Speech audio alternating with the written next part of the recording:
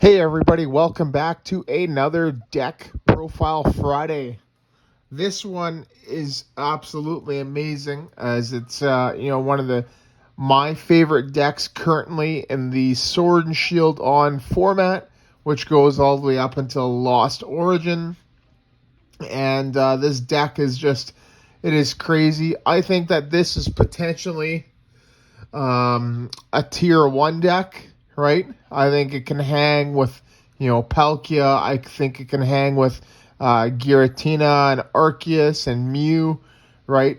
As this deck has enough power and the speed to one-hit KO pretty much anything in its way, right? And I think going forward into the coming months, with the next set Silver Tempest, and even next year when we get the release of Pokemon Scarlet and Violet, the base set, right? I think that this deck is still going to be performing then. So the deck that I am talking about, and without further ado, is Hisuian Zoroark VStar. This deck is absolutely amazing. The damage output with Tick and Curse, right, is incredible. It's capable of hitting 300 damage for 2 energies, right?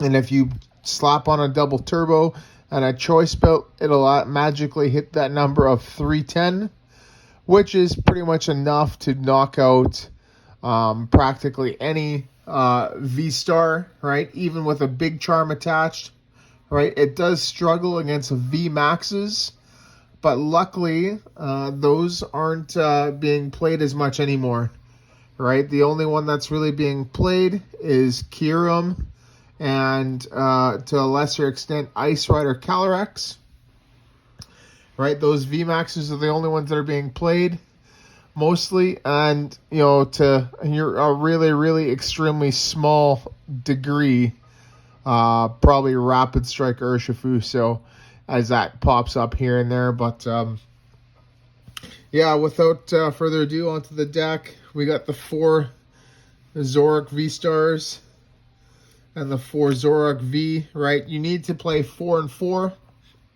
right? As it makes it the most consistent, and there are times that you're going to be having to discard one of them. Like one of the V's or the V stars, right? And so when you do that, you will, obviously have a shorter line to work with. So that's why we play the 4-4. So it allows for that, right? Allows for that extra discard. The Zoroark V is really cool, right? I love the Void Return attack there. Energy list for 30. And then you may switch it with one of your benched, right? So that's really good to go with the Deontay that we have, right? Shadow Cyclone is pretty cool as well. 130 for 3, moving energy from this Pokemon to one of your benched. Right, but it's mainly there for the V-Star, and everything else about it is average. The HP, the weakness, resistance, and retreat. And then the V-Star, right, this is the main reason why we play this. This is our only attacker. 270 HP, which is pretty low, but even if it had 280, it's pretty much still one-hit KOable by practically everything. And like I mentioned earlier, Tick and Curse, 50 for each damaged Pokemon on your side of the field, right? Which includes itself. So if you have 5 bench and that active, and they're all damaged, you're hitting for 300 for 2 energy, right? 280 if you just have a double turbo energy on it. And then it's V-Star Power, which is an ability, Phantom Star. During your turn, you may discard your hand and draw 7 cards. So this is a professor's research, right? And it's not uncommon, like on the second turn of the game, right, for you to use that power and then play a professor's research, right, in the same turn, right? That's 14 cards drawn, right? And then if you're able to Crobat as well, because we do play a Crobat, if you're able to Dark Asset, right, you could potentially have drawn 20 cards, and that excludes any search cards as well for getting anything that you need. So you're able to practically draw probably about half your deck on the second turn of the game, which is incredible, right? Like, I've not seen that in an incredibly long time. And yeah, it's really good. So, and then obviously everything else with it is average, right? Cool. Then we play our boy here, Gengar, right? Gengar's awesome, right? Its ability there. That's the reason why we play it. Netherworld Gate. Once during your turn, if this is in your discard pile, you may put it onto your bench. If you do, put 3 damage counters on this Pokemon, right? Really cool. I did have a 4th one, but I think it's a little bit too cloggy.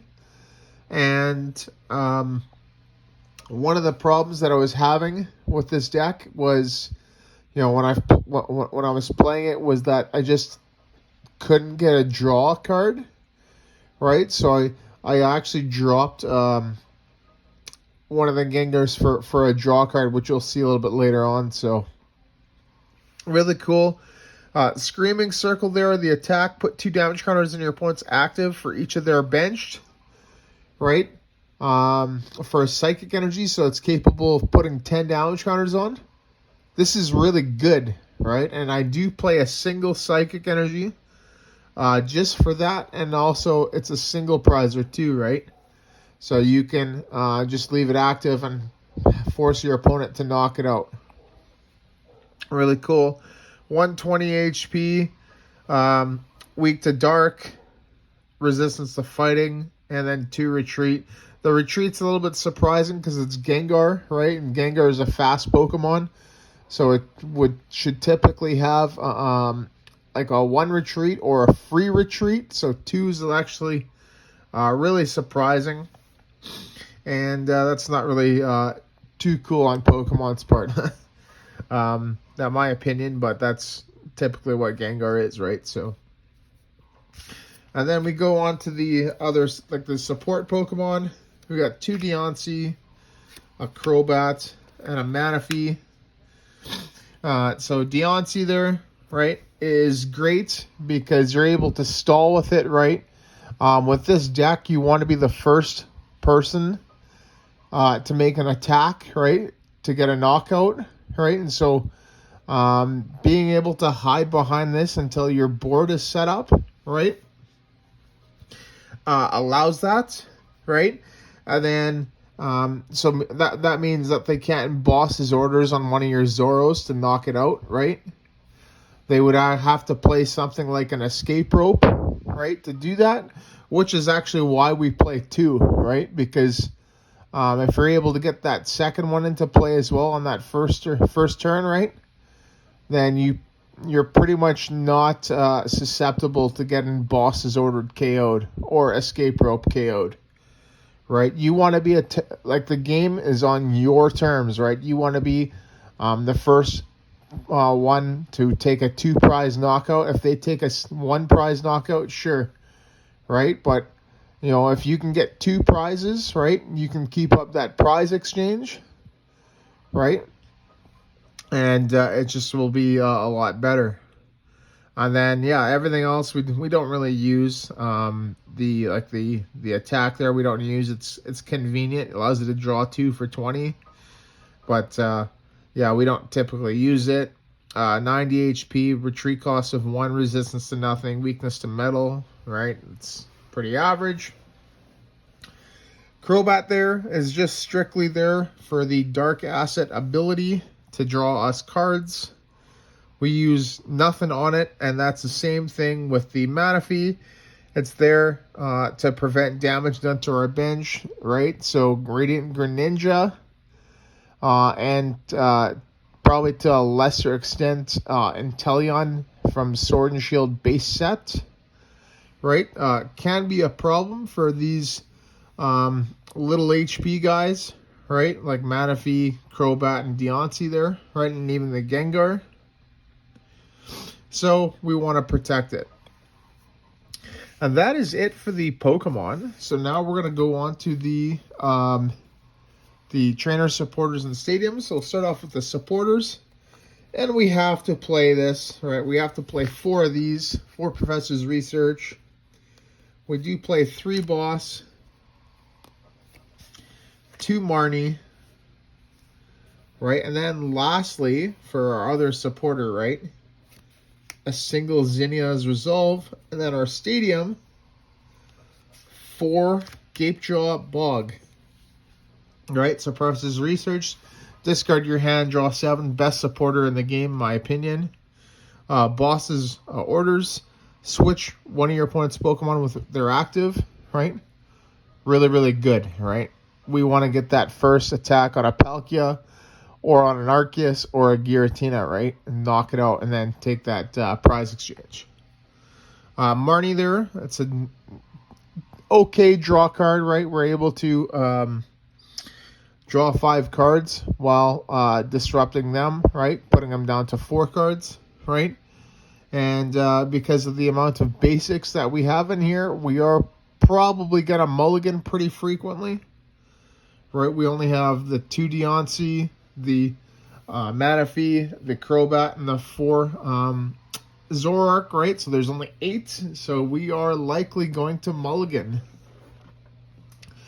So our opponent gets a larger hand, and then we'll just, oh, Marnie.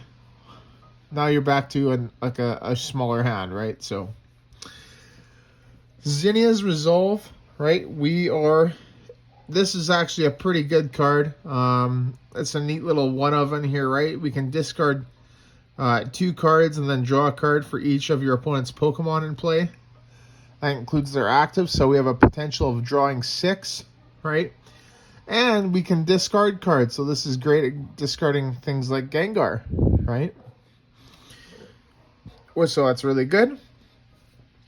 4 Gapejaw Bog, right? I did have it to 3, but we increased it to 4 for a couple of reasons. One, we want to be able to get that Phantom Star VStar ability, VStar power ability off on that second turn. So Path to the Peak, right? It's not the absolute end of the world, but typically we want to use that as early as possible, right? And secondly, a lot of people are playing Temple of Sinnoh now, right? Which pretty much any special energy, it just makes it a colorless energy, right? So that means that double turbo energy, instead of providing 2, it'll just be 1 colorless, right? And that hurts us. That means we can't attack, right? So we need to play 4 stadiums to cancel that. And then lastly, it adds damage, right? Onto both sides of the board, right?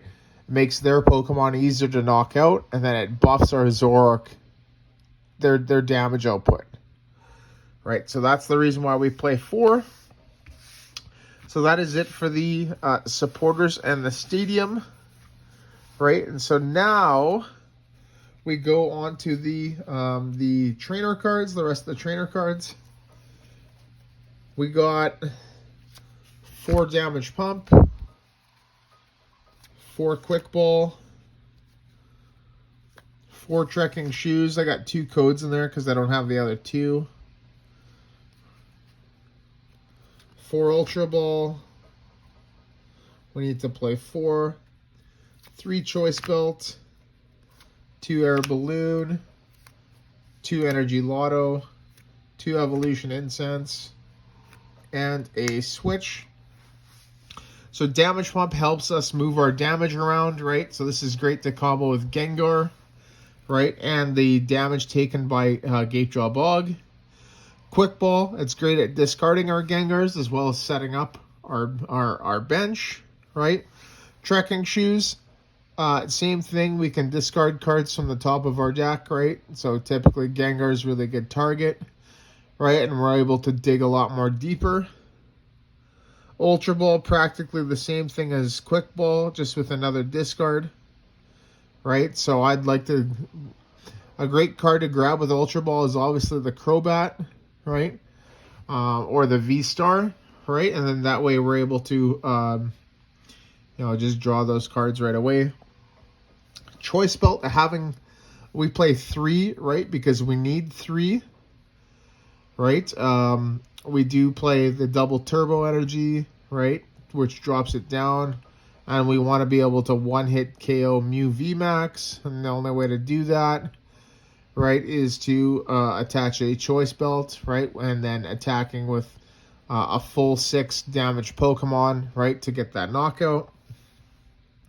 Air Balloon, 2 less retreat, right, to the Pokemon it's attached to. Energy Lotto, look at the top 7. Select an energy card you find there, put it into your hand, so it's really good, right? That's a not so good energy search, but it's a better energy search at the same time, right?